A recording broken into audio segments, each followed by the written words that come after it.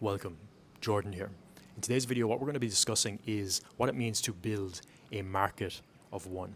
The uncommon way, the contrarian way that allows you to separate yourself in the market, allows you to be someone who stands out above the noise.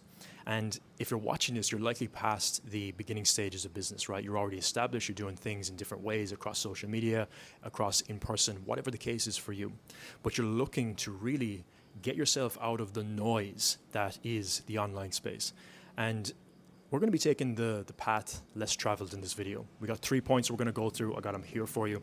And just know that at any point, if a monkey comes up behind me, just know I'm well equipped. Let's dive into it. So the first thing we're going to be looking at here is really, what is a market of one? Well, a market of one is a term that's been thrown around quite a lot more recently over the last couple of years, especially when it comes to building some sort of brand. And really what it means at its essence is you being fully in alignment with what it truly means to be you. There's a great quote from Dr. John Demartini, and I'm going to paraphrase it here, but it goes along the lines of this. Why try to be second at being someone else? Why not be first at being you? And this really leads us into our first point, which is what it means to be you at the deepest level. Because if you think about it, right, everybody's out here looking at different strategies, looking at different things that you can do, the skills that you can develop, which of course is important, but you're past those stages. For you to go out there and look at these strategies, these ways of doing things, then oftentimes what can happen subconsciously, right, is that you slip into copying. You slip into looking at how someone else does things and thinking that there is a right way to do something. There's a lot of different things out there that work, but at the end of the day, everything works. So therefore, when you fall into the trap of thinking that there is a right way, then a lot of copying happens. And when copying happens, you're not building a market of one, you're actually building a market of two. And if this person is sharing this with a lot of people, then you're really building a market of many, echoing somebody else instead of owning your path, your truth, and who you really are. And this is where we fall into the bracket of where we kind of are right now when it comes to content online, which is there's a lot of the same. And it's trying to escape the noise becomes the real game. But the only way to do that is to remove yourself from falling into the trap of being like everybody else. Now, this leads us into a deeper aspect of what's going on here, because if you look at the friction, the resistance that's created with the content that you're out there creating, with you going on this path of creating a market of one for yourself, the resistance that gets created is coming from the pendulum, the excess potential, the excess energy, right? We're relating this to reality transurfing right now, but we'll come back and ground this, don't worry. That excess energy that is created is the importance that is placed on the outcome of growing the audience, getting the clients, making this brand work in whatever way that looks. So there's excess importance, because when you're out there looking for the best way, the right way, you fall into the path of what do I need to do instead of who do I need to be. So therefore, you fall into the trap of creating this excess energy, this excess friction for yourself. And that friction is there to rebalance you, to bring you back into yourself. Because you have set the intention to grow a brand for yourself in a way that is authentic and real and aligned and exciting to you. So why would copying what someone else does work in alignment with that? You're working against your own intention. So therefore, the resistance that is then created is there to bring you back to be like, hey, something's not clicking here. Something's not working. Well, what is that? And oftentimes the mind will tell you, hey, you need to change what you're doing. Oh, it's that YouTube doesn't work, or it's the strategy that doesn't work. We need to change what we're doing. And then you fall down the trap of doing the same thing in a different way. But what's always being created when we start to feel this resistance, this excess potential, this excess energy that's kind of pushing us back and that we're not achieving the things we want to achieve, is pointing us back into ourselves. Because a market of one means you in your authentic self, you operating and living from a way that is aligned to you, showing up in that way, speaking your truth, not copying somebody else, even if it's in a subtle way, even insights that you hear from other people. How can you put your spin on it? What's true to you? Are you saying this thing because someone else said it was the best thing to do and that person has authority, and you look up at that person and you feel like you're less than, which we'll get to, and then you start to copy what that person said in a different way in hopes that that is the right way, and therefore that will be the right way for you too. It's all going to point you back into yourself so that you can express your truth from that authentic place. That's really number one. It's that excess energy, that excess resistance that is created when we are not being fully authentic with ourselves, which is why things don't click the way we would like them to. Because there is no right way, there is only right for you. So the second thing that we're really looking at is the limiting belief, and this really leads into what we just talked about, the limiting belief of what I say or my truth or how I express things is not valuable enough. Therefore, I must go find what is true, what is the right way, and then use that to be able to build momentum for myself.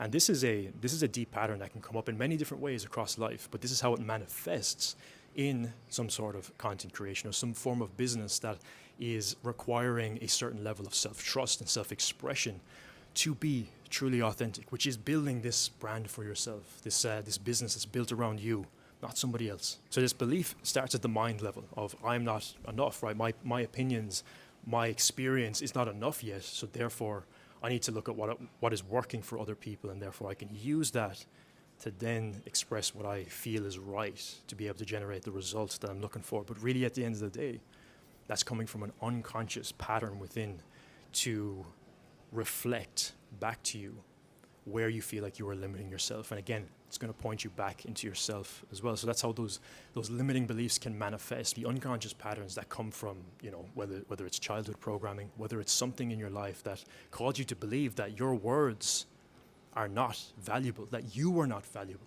that how you express yourself authentically is not the right way. And we're kind of getting into the shadow aspect here. The shadow is the part of us that's suppressed, right? Carl Jung said it.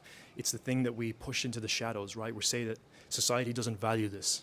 This happens throughout our early formative years when we think that there's a certain way to operate within the world. And as a kid, if we are expressing ourselves in a certain way and that's pushed to the side, that's rejected, we then reformulate our identity. We start to wear a mask and say, hey, what do I need here to feel safe? What do I need here to fit in? What do I need to say? Who do I need to be? Key word there. Who do I need to be to get the respect, the validation, the attention, the love, the deepest level? And that creates this identity. An identity that is not yours, not your true self. So we're going deeper here. This is the unconscious, the shadow aspect, right? It was introduced by Carl Jung. And this causes us to feel like we are not enough the way that we are. And that's the belief we got to break. It's the unconscious pattern. We got to interrupt that. We got to be able to catch ourselves when we are operating from a pattern, because that manifests in a way where we start to look outside of ourselves like, okay, who do I need to be? Who do I need to be for this to work? How can I get the information that's right from somebody else and then express that, because that's the thing that works, not my authentic self. So that's the second thing. We need to go deep. We need to go deep. Everything starts from the inside out. You're reformulating, recoding the identity, the internal architecture within to show up from that place. That's number two. It's the biggest thing. And this is all part of the work that I do. Everything in my life revolves around finding the truth of every situation. I'm not here to bullshit you. I'm not here to sugarcoat things or to tell you the right thing that you want to hear. I'm a seeker of truth, and that reflects in my work as well. So if you want to work with me and you want to go deeper on these things to really uncover what this means for you and break through these patterns, that's exactly what I do. Check out some of the links in the description to be able to go and do that. So that brings us to point number 3. Point number 3 is surrendering and letting go. I'll never forget when I was first getting into content creation and I was creating videos on TikTok. I was new to content creation. It was about 5 years ago or so. And I didn't know what to do. So I was just doing the volume game. I was just getting content out there, and I was in my room and I had no money. I was starting to launch my business. And I was just playing this game of how can I get as many videos out to learn the skill of video, to learn the skill of content creation. But I would spend every single waking moment looking at what other people were doing, looking at what was the thing that was working. And then I would base what I would create off that. Now, of course, there's a certain amount of strategy to everything. Of course, I was learning the skill of, hey, how do you actually post a video? Basic things. But what would happen is I would be so attached to growing my audience that every single video I would post, I would look how many views did it get? Did I grow my followers? And I was needing at the deepest level this to work. And what I was being forced back into, again, was myself. But it was this element of letting go.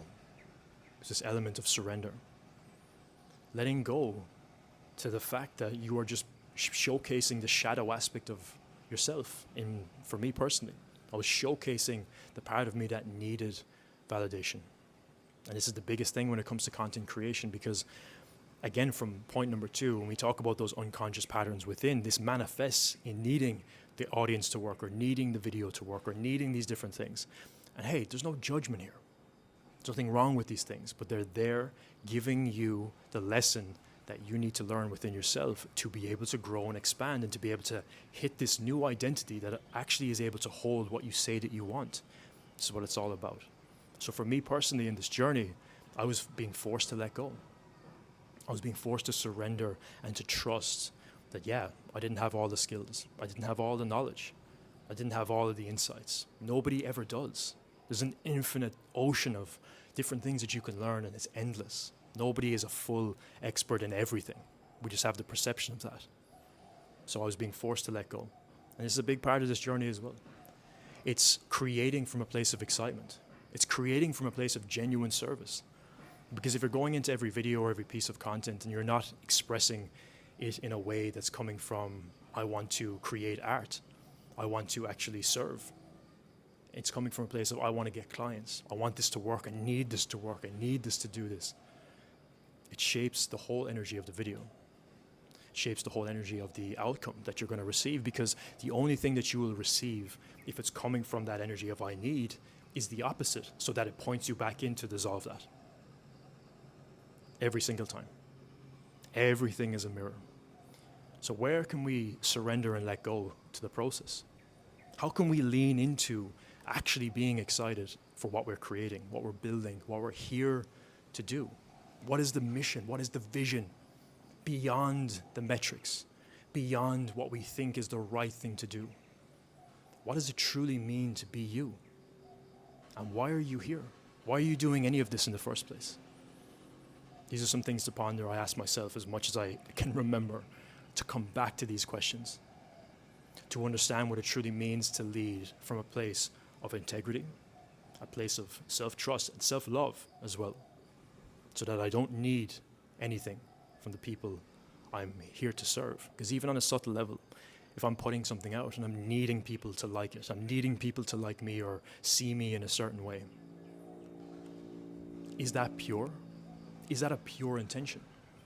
Or are you subtly trying to receive something instead of actually giving? I can only speak for myself here, of course, but I'm trying to hold myself to a higher standard, because that is being in alignment with what I believe to be the best path for us to not only achieve the things that we want to achieve, but actually feel fully fulfilled doing it, because I know at the end of the day, at least it's true to me. Hopefully these different things have unlocked something within you in some way, shape or form. And of course, if you'd like to go deeper on any of these aspects, I invite you to work with me. This is where we go deep into these things. This is where we really go off and we get to the root. I'm all about truth.